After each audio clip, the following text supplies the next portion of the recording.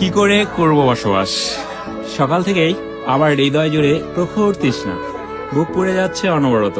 ভাদ্রের জলধারা মুছতে ব্যর্থ হবে এই দাও দাও তেষ্টা জোড়াতে। বনপড়া সিংহলা হরিণের মতো অসহায় তাকাই দিগুনি চলছে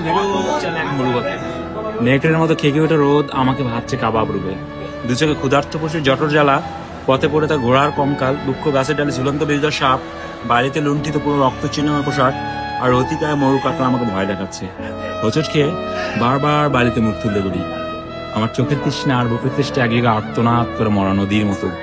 আজ তোমাকে দেখার সঙ্গেই হৃদয়ের দুকুল ছাপে জেগে ওঠে তৃষ্ণা নিবের জলবায়ুতা।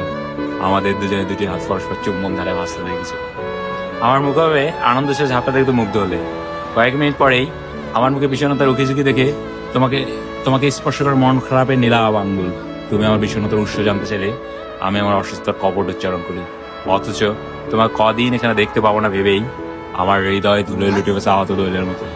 তোমাকে আবার দেখার জন্য নিরুপায় হয়ে আমাকে অপেক্ষা করতে হবে আরো 7 দিন। এই দীর্ঘ প্রতীক্ষার নিষ্করুণ ঘরে কি করে করব বসবাস? সুন্দর ভাই, তাহলে সারা বিগ ব্যান এত সেই জোস জোস।